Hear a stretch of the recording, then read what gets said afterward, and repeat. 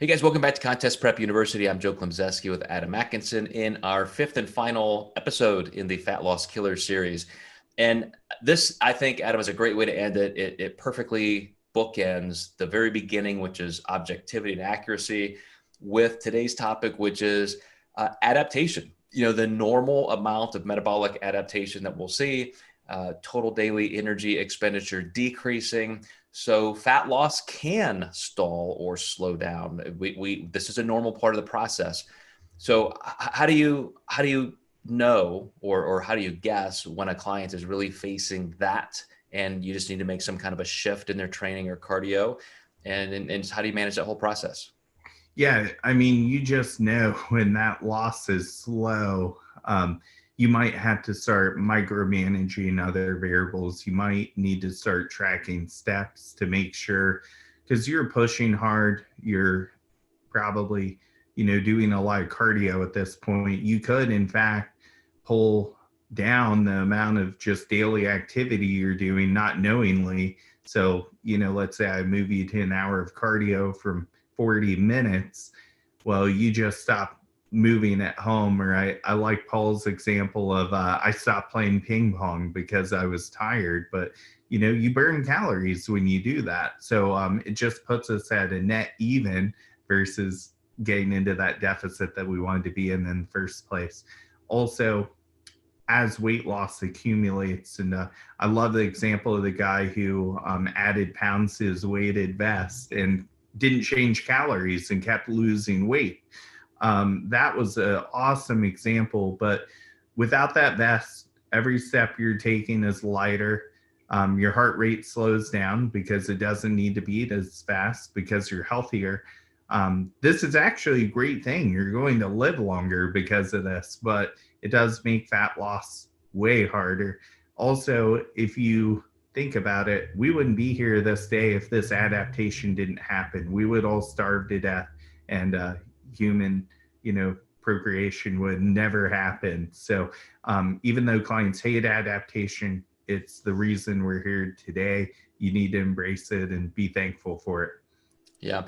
I love that you use that word micromanage, because when you are 12, 16, 20 weeks into a calorie deficit and you've been consistent, you're doing your best, you're going to see that slow down for several reasons. You mentioned, all of them perfectly.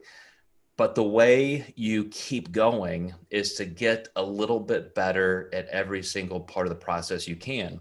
So in our Flexible Dieting Institute daily live chats this week, we've talked a lot about this in terms of like meal spacing, meal planning.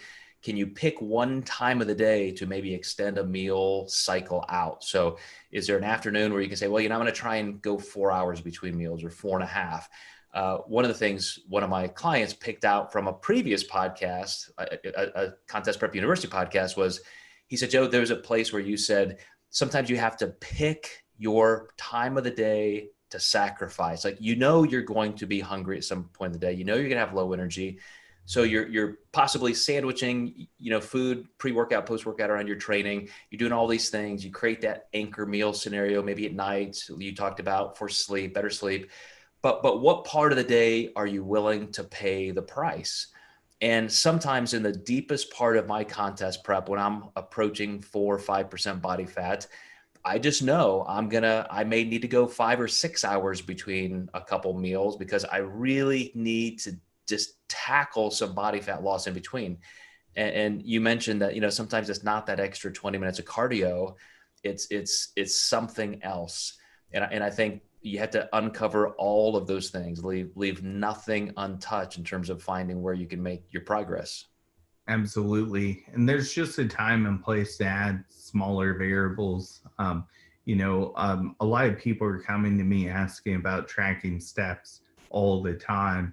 And you do have to realize in an off season, when you're tracking protein, carbs, fat, and body weight, the steps are inherently in there for the most part. Even though you're not tracking them, we're either losing or gaining, and it doesn't need to be that finite at that level in the off season. You can track other things like how much weight am I lifting? Am I setting PRs? So things shift. And some people just love the data, and I understand that. But I think one of our biggest things and why our company is so successful is we really focus on this being a lifestyle and not to burn people out.